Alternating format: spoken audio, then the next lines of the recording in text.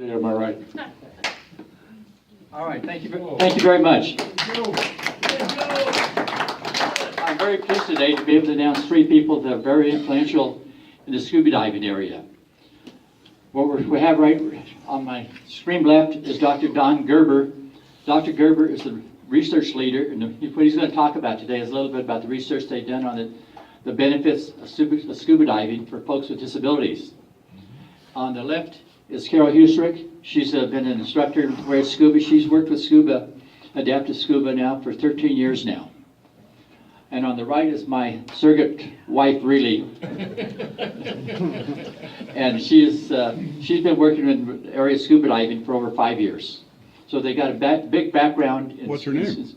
Oh, I'm sorry. Corky. Just call her Corky and she'll come running. That must be Corky. What's it? I actually, one patient when we were at work, this reason she became my surrogate wife is this patient on an outing one time thought she was my wife, so I said yes. But she didn't. Maybe it should be Corky. No. Corky's easier than the last name, I can tell you that. There you How go. do you pronounce Zygowitz? Zigowitz. Zygowitz. Married a nice Polish boy from Hammond, Indiana. Yeah. Okay, well, thank you very much for inviting us back again. I know I've been here before, Corky's been here before, and a lot of you have come and helped at the A-1 Scuba May event. I mean, let me see a show of hands. How many of you have come and kind of twisted some arms to get people to buy some tickets for the raffle to support the scuba program at Craig? Do you guys know how much money Sertoma has helped to raise over the years? Any guesses? 10 million. 10 million, that's a great guess. Well, if it was 10 million, I can tell you right now, Corky and I would be not here. We'd be somewhere tropical. 30,000? A little low. 42. 42, that's pretty doggone close. Yeah, over $40,000. That's a ton of money, so give yourselves a hand. I mean, that's amazing. I've been at Craig since 1982, so I am dating myself there, but I worked with Scott Manley and Joe Gomez for a long time. Joe was my boss, Scott was Joe's boss. So we know each other pretty well, and we worked on a zero budget for a long, long time. I would beg, borrow, and steal things. I still do. I'm a good dumpster diver. I recently went into the garbage can in the department and grabbed some stuff, but it was useful. You know, you can clean most things that you get out of a dumpster, but we're not used to having a lot of money, and when Scott Manley said, hey, Sertoma has a raffle license and we would love to help you guys raise some money, I was like, yeah. Little did we know that there would be so much money raised over time. We have a very active program. Corky has been instrumental in it. I've kind of dragged Don Gerber into it to do some research. We'll talk about that in a minute. So way back in the 70s, and I know Scott and Joe recognize at least Wes Brownlow, one of our recreation therapists and a physical therapist, Scott Taylor, who later went on to own A-1 Scuba and Travel Aquatic Center, thought, hey, scuba would be kind of cool for our patients to do. You know, they were scuba divers, so why not let our patients do it? So they got going with the program. Here's some shots at Arapahoe Community College pool, and then out at Chatfield. This is out at the gravel pond. They did a few dives. The program didn't really go super far. You know, think about it, back in the 70s, somebody with a disability, they didn't always get discharged from a hospital to go home. Sometimes they went to a nursing home. So doing activities like scuba diving, that was kind of crazy. Even skiing. You guys all know about the Winter Park Ski Program, National Sports Center for the Disabled. Even back in the 70s, it was just starting. So they went out and did a little bit of scuba diving. And we entered into a partnership with A-1 Scuba and Travel Aquatic Center, and that relationship has continued to grow over time. We do monthly opportunities for individuals to try scuba in the pool at A-1. And I mean, you can kind of see that bottom right picture. That just says it all. Marcy and her husband were just ecstatic to be in the water and try scuba. And my mantra is it takes a village. It takes a lot of people to run this program. We rely heavily on volunteers. In this picture, I am the only paid staff member. Oh, there's a nurse in the background. Everybody else is a volunteer or a family member. Corky has been coming to help us with the scuba program since she got certified. Quick as I could. Yeah, as quick as she could, she says. So every month we take our inpatients down there. We take anybody from the community who calls. I had a call the other day and said, hey, my daughter had a stroke. I'd love to have her try scuba diving. Can you make that happen? Absolutely. As long as she gets the medical okay to scuba, we'll put you in the pool. See if you like it. If you want to get certified, we'll help you figure that out. We also do trips. But it does take a lot of people. And here's a great picture of a guy swimming through a PVC square in the pool. He's having fun. That's what it's all about, freedom. Get him out of that wheelchair, give him some mobility. It's pretty amazing when we take patients down. And we get comments from people all the time. This is the first time I've been pain-free. I mean, anybody ever had pain? Yeah? Okay. Would you like to get rid of it?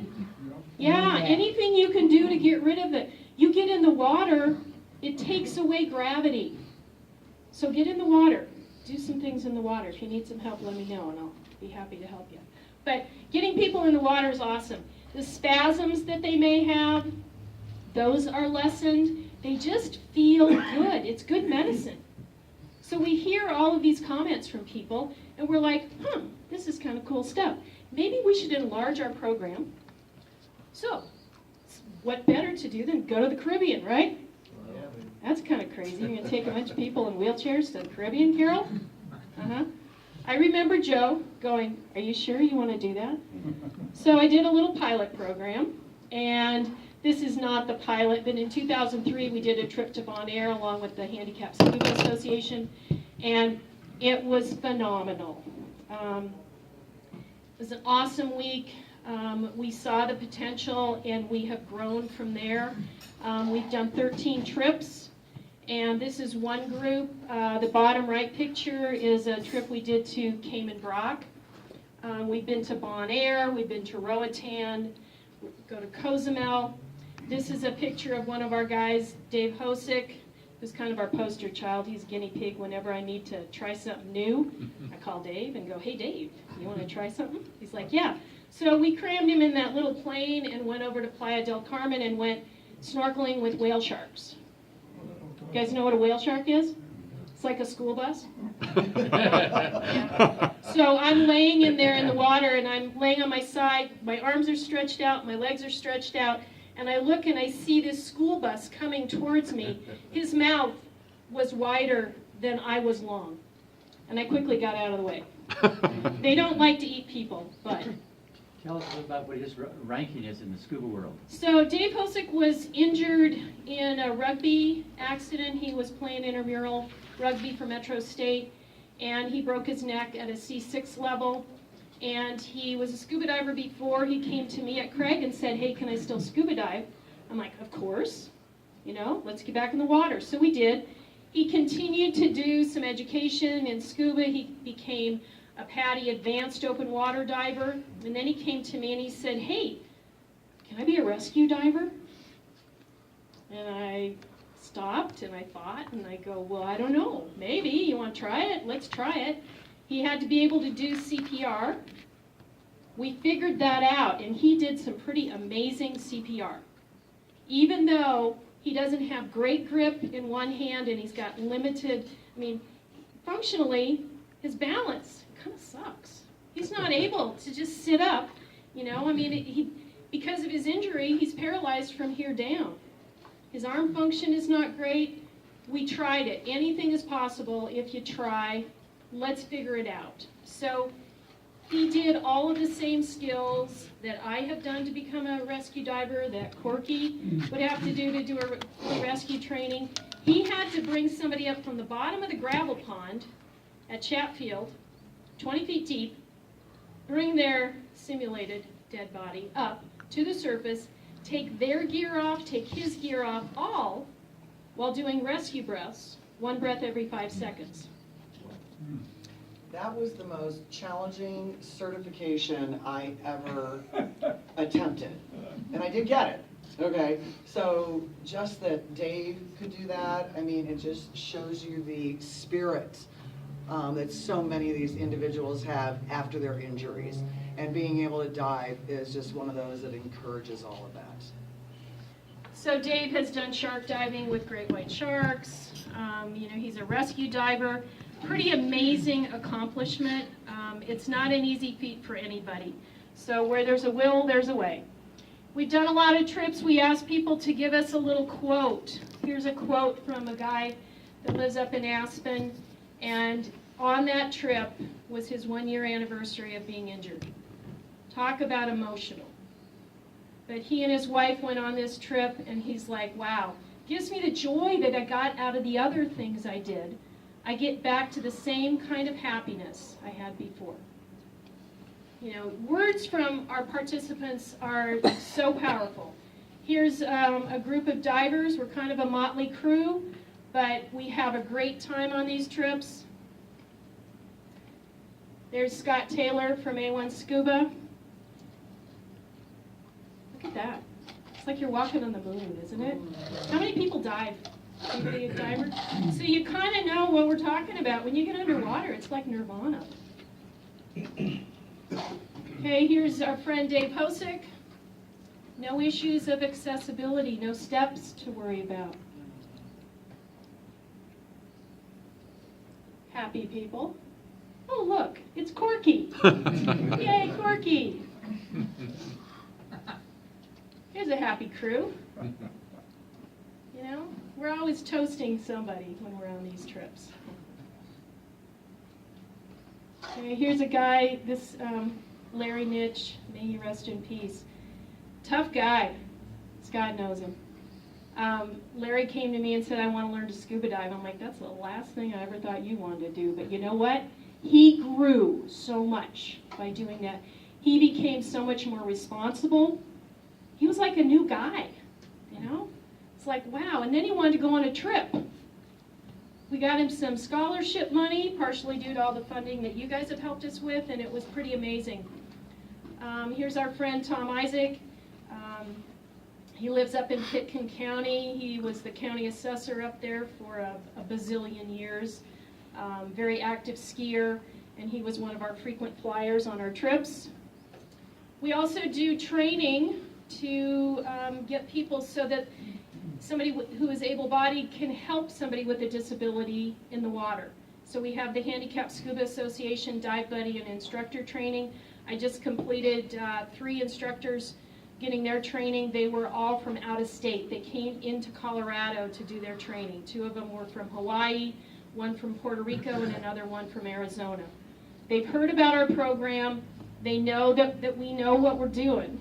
And they come in and want to learn, how do you work with somebody who's got a disability if they want to learn to scuba dive? And how do you travel with them? So, look at that. We're having a little picnic on the boat. Lots of smiles, lots of tall tales, awesome travels. You know what? There's more. There's a whole lot more to this program. We heard a lot of anecdotal comments. We wanted to show that this program does have therapeutic benefits. So what are we going to do? Research. I never thought I would get excited about research, but I do. Don kind of knows that now. So I went to Don Gerber. He's one of our neuropsychologists, and I've known Don for a long time, and I kind of sheepishly went in his office one day and I go, Don, do you think that maybe we could do some research on scuba? Do you think? Because think about research projects that happen at Craig Hospital.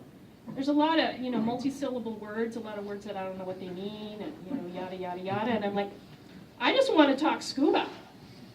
I was amazed at how well received that idea was. Can you prove that activity is good for people? Does it help them? You guys all have things you do with your free time, right? I know a lot of you like to golf. You like to give each other a hard time, right? You like to come to these meetings. We don't want to take those things away from you. That's what makes you get up, get out of bed, right? I know you all look forward to this meeting. I've been around you long enough that I know that you don't want to miss one of these meetings. So people need some things to look forward to doing. So scuba is one thing that we have found really gets people excited. It motivates them. It maybe is something new. It stretches them a little bit. So we came up with this idea, the psychological benefits of open water scuba diving in a central nervous system impaired population. We call that the pool experience. Okay? We'll have another experience a little later. So we started coming up with some ideas. How could we measure these things? How do we determine if this is a good thing? How do we do the research? Of course, I had no idea, so hello, Dawn. You know, we did a lot of searching to see, did anybody else have any research that had been done with regard to scuba? There's a lot of programs out there, but have they done research? There just wasn't a whole bunch out there.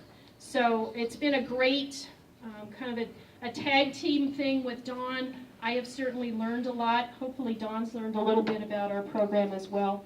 We're trying to get him to go on a trip too, maybe next year. So I'll let Dawn talk a little bit about some of the research and some of the things, the benefits to scuba diving for somebody with an injury of some sort. Thanks, Carol. I'm the numbers guy, so my pictures aren't nearly as exciting as what Carol has. Just so you get yourselves ready for this. And another thing, it's a real pleasure for me to be here and hear about your organization. I didn't know about it. And particularly what's important to me is the guy who hired me at Craig Hospital's here. And Scott Manley, who's been responsible for my career at Craig 40 years ago. So I really appreciate that. But getting back to research, when Carol first came to me, the first thing you do as a researcher is you have to come up with a question that you can research, something that you want to ask. And the question was, could we demonstrate somehow what the anecdotal stories that we hear from patients, can we somehow show that in a quantitative way? So the first thing you do is you search the literature. And if you type in spinal cord injury and scuba diving, what you come up with is not positive stories, but how scuba diving causes spinal cord injury. There's almost hardly anything out there about any benefit.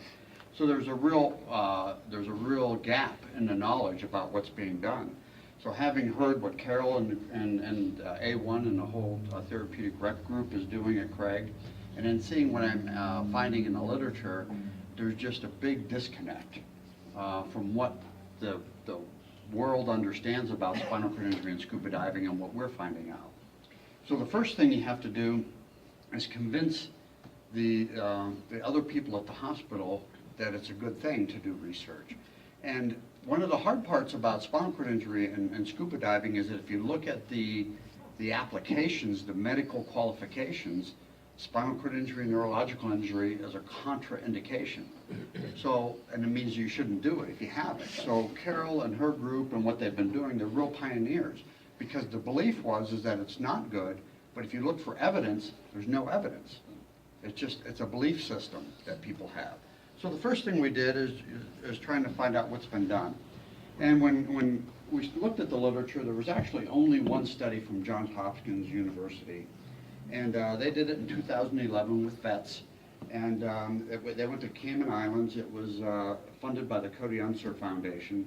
And they took 10 spinal cord injury wheelchair-dependent vets with paraplegia, average 15 years post-injury. And they had 9 dive buddies that went with them. And they did, prior to the dive, neurological exam. They did psychological inventories. And what they found is, and what they were looking for, is actually improvement of sensory and motor function, sensation and movement.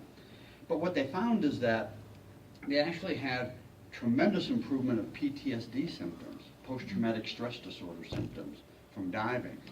And this is when I saw this, it's like, there's something there. Maybe we can simulate that, emulate that a little bit, and look at it. And we'll talk what might be the reason for that. So, why might scuba diving help people psychologically?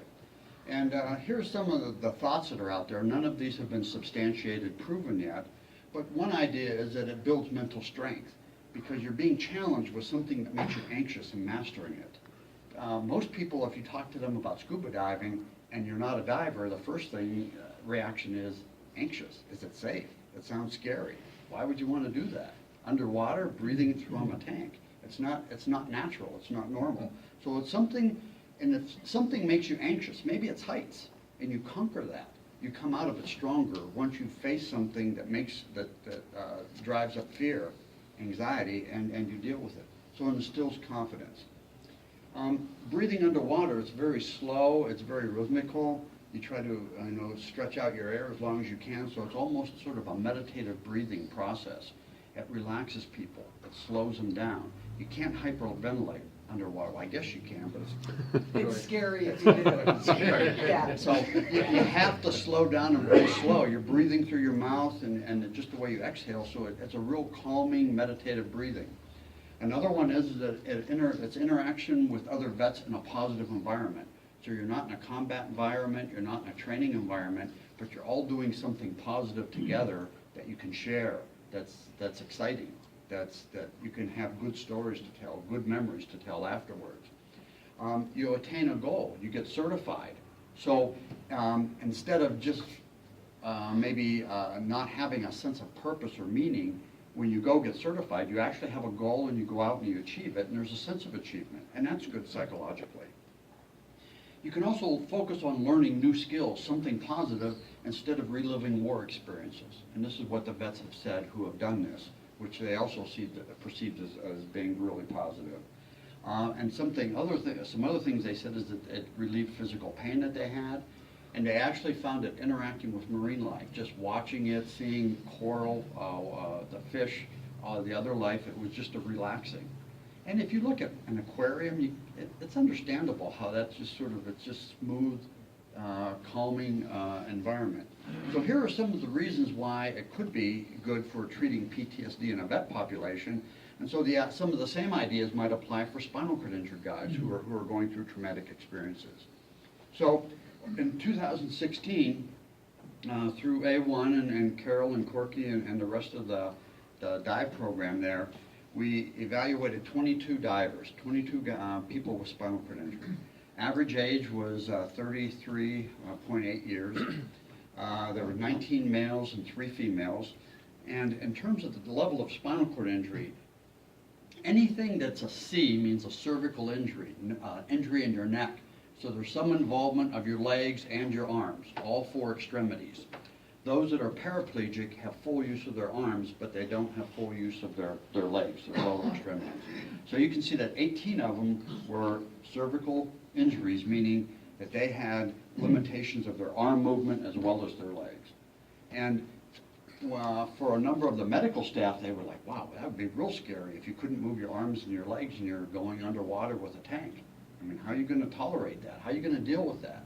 And that's where this confidence building comes from. They tended to be fairly educated. 13 had graduate and high school education, some college education, and only 4 had prior scuba experience. So it's not that these are all divers who are just getting back in the water and know what they're doing. 18 of them have never done it before. So this is a real taking on a new risk. It's going to be hard to see these things, so I'm just going to explain this to you. One of the big worry in the medical community is that diving could produce negative symptoms. Maybe it could produce more pain. Could it produce some breathing difficulties? Could it cause skin breakdowns with all the equipment? There's lots of negative reasons that people could come up with. So what we did is we took a look at these. It's a scuba diving symptom inventory that you would use even if you didn't have an injury. And we, before they got in the water, went through these symptoms and we said, in the past couple of days, have you had any of these? And then when they came out of the water after the pool experience, within about 10-15 minutes, we'd ask them again, do you have any of these symptoms? And it's going to be hard again to see this, but the yellow is pre-dive symptoms, and the blue is post-dive symptoms. And what you can see by and large is that there's a decrease from the yellow to the blue, meaning there's an improvement. the two things that stand out. One is altered mental status, and the way that the symptom list is supposed to be, that means negative. But in our group, guys, it wasn't negative. They said, yeah, altered. They said, I feel excited, I feel sharp, I feel good. So that actually blue on altered mental status, 5 of them said that they felt much mentally more excited, clearer, sharper after the dive. The one symptom that was greater after the dive is ear discomfort. And that's probably not too surprising. Anyone who has dove is that there's pressure on your ear when you're underwater. So none of them, it didn't stop any of them from completing their 45-minute dive. They all did it, but afterwards, some 4 of them said that they did feel some more ear pressure than they did. It was the only symptom that we found post-dive. The other things we did, there's something here called a positive and negative affect scale, and these are just emotion.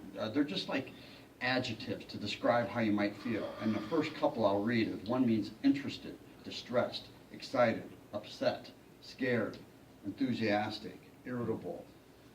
And what it is you just rate how do you feel at that moment. And it would go from you don't feel that at all to you feel it extremely. And there's, out of the 20, there's 10 that are negative and 10 that are positive.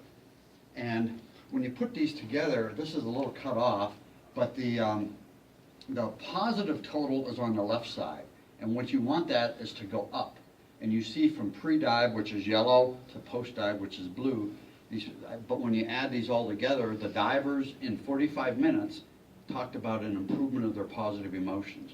But what's a bigger deal is the one on the right, the 2 bars, that's negative, and you want that one to go down.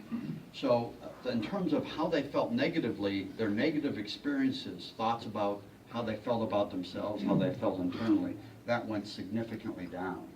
So what we find then is that, okay, even after just an in-pool 45-minute dive experience, there is some significant changes of emotions, and there is no significant negative symptoms that we found. The last thing we looked at, and I'll read this again, is we wanted to take a look at their sensation, their movement, their pain, their spasticity, and their body temperature, underwater and after they were out. So we had this symptom, or this questionnaire, and we would ask at the top, it would be sensation. At depth, when you were underwater, did your sensation change at all? And a 5 here would mean no change, a 10 would mean a lot better, and a 0 would mean a lot worse. We'd also ask them the same thing about their spasticity, their motor function. And what you see here again is the yellow is pre-dive, and the yellow is at depth when they're underwater, and the blue is within 15 minutes after they got out of the water, after 45 minutes. So their sensation, 5, remember, is no change. And anything above 5 means a positive change. So they felt that their sensation actually changed underwater and was maintained afterwards, after they got out of the water. They felt like they actually had more sensation. Motor function, they felt it, and not surprisingly, they felt a lot better underwater, that they could move. But that's because the water is freeing, the buoyancy. They still felt a little better, 5.6, after they got out of the water, but gravity was taking over somewhat then again. In terms of their body temperature, the only thing that negatively declined, and that would be that underwater and afterwards they felt colder. And guys with spinal cord injuries and gals, they cannot control their body temperature as well, so that the heat, body heat, is and feeling cold is a big problem for them.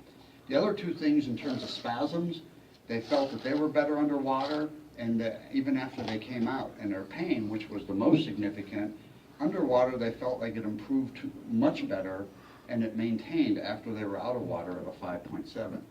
So everything we're finding is that people with spinal cord injury can do this with minimal symptoms, and that there were some positive changes both in their neurological perceptions and in their psychological status.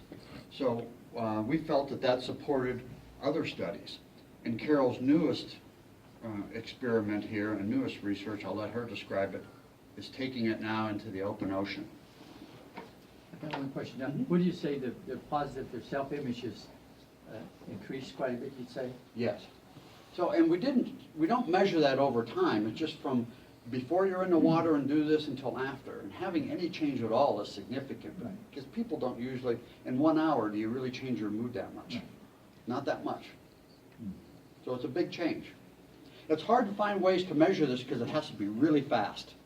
You have to do it within a couple of minutes. You can't have someone sit there and fill out a 300-item questionnaire. Right. They're just not going to do it. You're not going to get anyone to do research. So you have to do something that you can finish in probably about 5 minutes. So it has to be really quick. Our original plan was that we wanted to do some research on a trip because we knew there was a major impact. Corky has been witness to that. We've had lots of tears of joy, the improvements that people make on these trips, the independence that they gain from being on the trips. But what we decided was, after I talked to Don quite a bit, was that, well, these trips only involve somewhere 6, 7, maybe 8 or 9 people on a trip. That's not a big number. We need to get larger numbers. If we can get 20, 25 people, that makes for better research. So that's why we went kind of backwards and we went to the pool experience. Well, we saw good results at the end of the year, and I said, maybe we could barter for some more funding and we could do something on a trip. We happen to have a number of people who are going on the trip that have spinal cord injury. Many of them, for the most part, are Craig graduates, which is awesome. And so we said, let's do some research on the trip. So we are in the midst of getting approval. We just got our funding approved. We are going to the Internal Review Board to get final approval for the trip that we're doing at the end of June. And we have 7 divers with spinal cord injuries. We'll be gone for a week, doing 2 dives a day. And we'll do different pre-trip and post-trip evaluation of symptoms and psychological status, similar to what we did in the pool experience, but we're actually going to enlarge that a little bit more. And the daily symptom and central nervous system change monitoring. I just want Corky to give her 2 cents worth, maybe 3 or 4 or 5 cents, about how she feels about the impact of these experiences, not only on the participants, but also on the volunteers that are helping. Those of you who have met some of our participants at the May Sale, I know Dave Hosick has been to the May Sale, so many of you have met him. You've probably met Nicole Miller. So, you know, if you see them there this year, talk to them and just say, hey, what do you feel like you get out of this program? Why do you keep coming back? I ask volunteers that all the time. I go, Corky, why do you keep coming back and doing this? Why do you volunteer a week of your time and spend a lot of money to go on a trip and work? Why? Tell us. First of all, diving has become an incredible passion for me. And so therefore, I felt compelled to share that passion with people with special needs. And from the get-go, you know, from my training, you know, we do role playing where we have to be in the pool and not have use of our limbs. We were even doing some diving with people who are blind, and so we would put on, you know, blacked out masks. And the trust involved, okay, for even though I'm just role playing, okay, the trust involved is just off the charts. And so you can just imagine what that really is like for our patients, you know, our people who have never done this before, and they're going to go in an ocean with us, and they've got to trust us. And so acquiring that trust is just an incredible feeling for me. Just that they're saying, okay, you got me, okay, let's do this together, and it's a team effort. And, you know, seeing their joy. And, you know, a lot of these people think that right after their injuries, they can't imagine going on a vacation, okay, let alone scuba diving. And then we get them in the pool, and we encourage them, hey, did you really like that? Let's get certified to the level that you're able, and then come on one of our fabulous trips. And these trips, it really is all about, it takes a village. My husband initially didn't want to join me on the first one. He's like, what do you mean 40 people, you know? I mean, that's how many people were involved to take 6 or 7 divers. And now he'll stop if he thinks someone in a wheelchair needs help on the side of the road or something like that. He's comfortable helping feed a quadriplegic, okay? It has opened his world like it has so many other people's worlds. You know, once you kind of like get the experience, you realize how much you can help, and that in itself is so joyful. And if I can bring joy to someone else, it brings joy to me. So, whoa, I'm so glad that wasn't full. We would have fined you. Oh, really? Case of beer, is that what it is? So our trips are just an incredible experience for everyone involved, and I look forward to doing that each and every year, whether it's with the same diver or a new diver, just showing them that their life can't go on after that injury. And psychologically, like Joe was asking about that, it's like, I know, but the people just sitting at the side of the pool, they've never done it before. And I'm kind of like the official greeter, so I'll ask everyone, how you doing? Have you done this? Are you nervous? Are you excited? And I don't say, are you nervous? Because I don't want to put that thought in their head, but they'll sit there and say, oh my gosh, I don't know about this, And I think over the 6 years I've been doing it, we've had 1 or 2 that we haven't been able to get actually down, and it was for different reasons. Some of it's psychological and some of it's physical, and so it's that empowering feeling for them, something new and something that they can do that is just really, really cool being a part of that. Any questions?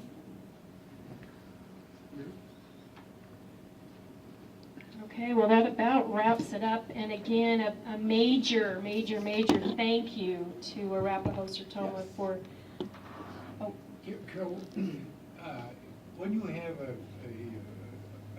chance where they go to go over there, maybe we could. to A-1? Yeah. Absolutely. Let's speak to that. Sure. If anybody has any interest in, actually, even if you want to come to Craig, we can make that happen. If you haven't seen our fabulous new facility to the tune of, I don't know, $1 bazillion, million, gazillion dollars. It's a lot of money. But it's a fabulous facility. Also, if you have any interest in observing what goes on with our scuba program at A1 Scuba, we do that once a month. And we have a lot of people that come and do just that. They're interested maybe in just seeing what's going on. You want to see, what's all your efforts going for? What are we doing with all this stuff? We have a really cool thing that we use some of the Sertoma money for. So we bought this underwater Wi-Fi feed, so we can have a camera underwater. It's going to feed up to the surface so family members can be there up close and personal, right on the pool deck, and see what is their family member doing. They go below the surface and they don't know what's going on. They're just like, well, I see bubbles. I guess I trust you people. But they can actually see what are we doing. So here's my plan for this trip to Cayman Brac in June. We're going to get an even longer cable, and we're going to take a GoPro underwater, and we're going to have an iPad on the boat, and we're going to have a direct feed, maybe to a Sertoma meeting or something, live from New York. It's Carol and Corky. I'm not sure that we want to tell you everything that we do on those trips, but pretty amazing stuff. One cool story among others, but we had a gal that was on our trip last year in Cozumel, and I saw all these dune buggies and Jeeps driving around the island, and I go, hey, what do you think? You guys want to rent a Jeep? Let's go someplace. So we rented a Jeep. And here's a gal she's a C4. She cannot move anything below her neck. She's got little tiny bit of movement in one arm. And I go, Evie, you want to go on a Jeep ride? She goes, I'd love to. But how are you going to get me into a Jeep? I go, you let us figure that out. We figured it out. As we're loading her into the Jeep, she goes, you know what? What? She goes, I had a Jeep just like that before I got hurt. This is going to be pretty cool stuff. And it was. We rotted all over that island and got into all kinds of trouble. But, we did make it back. They let us off the island. But to give people opportunity to do things like that, those things that they may not seek out themselves, it's our job to plant those seeds and to say, hey, we can do that. We know what we're doing. We're able to figure it out. We can think on our feet. If there's anything I've learned at Craig Hospital, it's think on your feet. It's not everything I learned in school. Yes, I did go to college. I finally, graduated, but You know, I learned so much on the job training. And for Scott and Joe and other administrators at Craig to give us the ability to just go for it. And if we had an idea, they're like, can you do it safely? Yeah, and here's how. We have a really great safety record, and they just let us go for it, and it's pretty amazing. Yeah, When you were at your old location, at A1. several of us came over, and there was a young man from Hawaii that was over there at the time, and I think he was a quadriplegic, and his father was there. And that was the first time he was back in the water since his accident, and I think it was a diving accident in Hawaii. And his father said that's the first time he smiled since the accident. Oh, yeah, I mean, people come up and they're just like ecstatic. One guy came up and he goes, I just got a monkey off my back, because he was hurt in a water-related accident. You know, if they're willing to do it, then we want to enable them to tackle those things. Yeah. Do you have any programs with the VA? You know, we have tried a lot with the VA, and it's a very frustrating kind of a gig. I mean, I don't know, when you say VA, does frustration kind of come into the conversation for some reason? Regularly. Yeah, regularly. We have had some Vietnam-era vets come, not for a while. We're trying to make some more inroads, but it's a tough one. You know, certainly it's an option, and we would love to see more. You know, I wear a lot of hats in the world, and one of them is at Craig, the other one is at A1 Scuba. I'm an instructor there, and I'm always out looking for people who might want to scuba dive. You know, somebody starts talking to you, and they go, well, what do you do? And I go, well, I work at Craig Hospital, and I work at A1 Scuba. Scuba, I want to scuba dive. I'm like, awesome. You know, here's my card. Let's do it. Scott. And the WAVES program may help a little bit of that. Yeah, the WAVES program, Wounded American Veterans Experience Scuba, they're going to be at the May sale as well this year. And A1 Scuba has become you know, part of the WAVES program, and they're trying to get a lot of programs going. Their model's a little bit different than ours. What they're going to do is they are raising funds so that they can sponsor not only a vet who's got disability, but also a friend, a family member, somebody else. And they're going to fund all of their training and fund a trip for them. So, you know, they started out in California, and they've got a lot of plans. Or, you know, get somebody in the pool, see if it makes sense for them to do scuba, and they're going to select somebody to be able to go through scuba certification and go on a trip. Yeah. Again, I might have heard it, but what is the May sale? What is this thing? So A1 Scuba, who we partner with for our scuba program, is owned by Scott Taylor and his wife Lynn. Scott was a physical therapist at Craig. His heart is still at Craig, even though he calls himself a bubblehead. But every year for the last 34 years, A1 Scuba has had what they call their May event or their May sale. It's a big expo about scuba. So there's a lot of travel destinations, equipment vendors. You know, we obviously have our Craig Hospital table. This year we're going to have the WAVES table there to just generate some exposure and interest and hopefully financial support for the adaptive scuba programs that A1 is affiliated with. When is that? It's going to be the 20th and 21st, so not this weekend, but following weekend. And where is that? It's on Windermere and Bellevue. Mm-hmm. Northwest corner. Yeah, just west of Pirates Cove. It's a big deal. And we do have a winner of the trip. I'm a winner, that's right. Yeah, winner, chicken dinner, yeah. Clarify that. And did you use your trip? Yes, I did. And where did you go? Cozy Mountain. Yes. Oh, all right. Oh, yes. With Apple and her. Yes, Apple and her crew. Yes. Some of Awesome those dive operator. Awesome group down there. Yeah, and we work with a lot of dive operators throughout the Caribbean and try to help them with accessibility. I schlepped some adapted hinges for doors down there one year. Denver Hardware let me borrow some very expensive hinges to show the hotel, and they go, oh, I'm sorry, but these are too expensive. We'd never be able to do anything like that. And I'm, preaching, what are the positive things about having those hinges on, and it's going to make your hotel much more accessible for a lot of people. And they're like, no, we can't do it. I'm like, okay, I tried. So I come home, I return the hinges. Next time I go down, guess what? They found some hinges. And now they have a lot more accessible rooms at that hotel.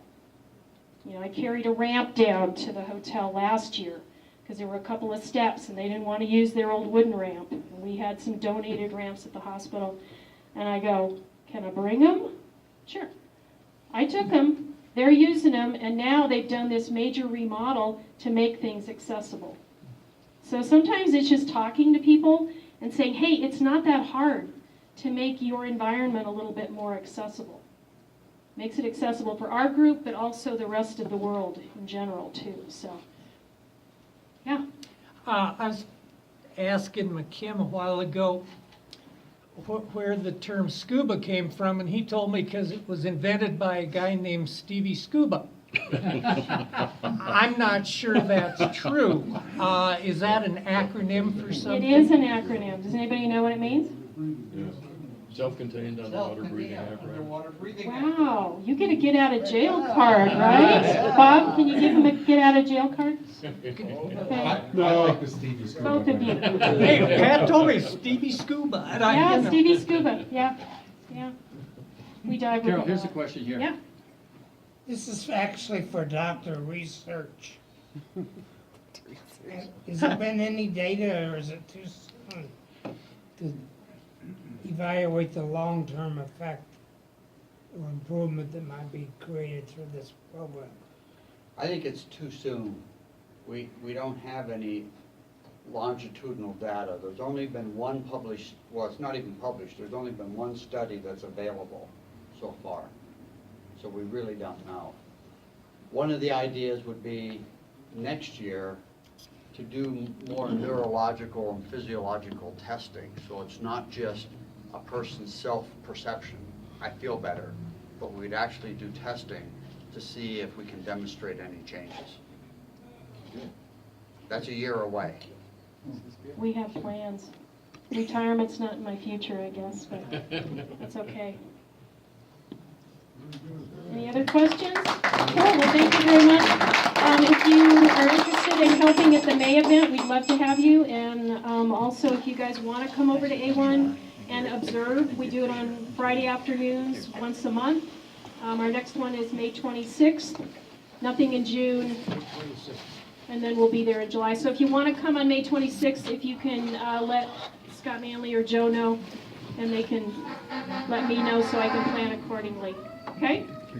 Thank you. Uh-oh. I'm going to let